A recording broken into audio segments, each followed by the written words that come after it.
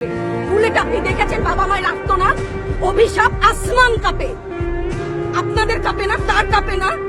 অভিশাপের ভয় হয় না?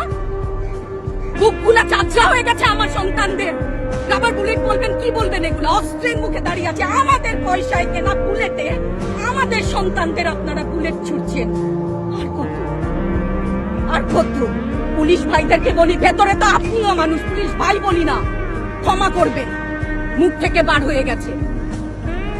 তাদের ঘরেও সন্তান আছে, তাদের খোলসের ভিতরেও মানুষ। যারা এখনো ঘরে আছেন তারাও জানেন আর কতদিন ভয় পাবেন। ভয়েই থাকে, একটা মারবেন 10টা আসবো, 10টা মারবেন লক্ষ আসবো। সারা দেশের মানুষ, মা বাপ সব একসাথে। ওদের সন্তানকে মানুষ করার জন্য আমাদের কাছে, শিক্ষকদের কাছে পাঠিয়েছিল।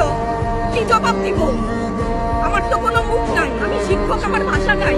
তাদের কাছে হাত জোড় করে মাপ চাই, নিরাপত্তা দিতে পারি নাই, নিরাপত্তা দিতে পারি নাই।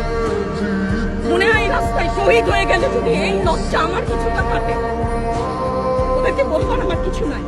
আমি হিজাব করি বলেন আমি হচ্ছে কে জঙ্গি, আরো বলেন না যারাই প্রতিবাদ করছে জঙ্গি। হ্যাঁ, 71-এর সময় জঙ্গি এক যদি চেহারা অমন হয়, 24-এর জঙ্গির চেহারা এরকম হবে। তাহলে দল করলেই কেন? দল করার এটা স্বীকৃতি দিতে হবে, দল করলে ক্ষতি কি? অধিকারই তো চাচ্ছি, সাধারণ মানুষের অধিকার চাচ্ছি,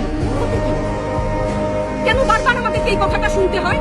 এই বিভাজনের সুযোগ তো তারা বারবার নিয়েছে, আবার কেন? পিছু হটবা না, ভয় পাবা না। তোমাদের শিক্ষক আমরা, লজ্জা পাই, তোমাদের থেকে শিখেছি। তোমরা যেমন আছো আমরাও আছি। যতদিন না 9 দফা ওদের মান না হয় ততদিন মাঠ থেকে সরবো না। কেউ নিরাপদ না তো। আপনি নিরাপদ? সংবাদ কর্মী আপনি কে আত্মসম্মান বিসর্জন দিয়ে বিভিন্ন নিউজ, লেবুর বাম্পার ফলন নিউজ করতে হচ্ছে না? আপনারও লজ্জা লাগছে না? আত্মীয় স্বজনের কাছে মুখ দেখাতে পারছেন না তো? আপনার হয়ে আমি লড়ছি, আমাকে সহায়তা করেন। Thank you.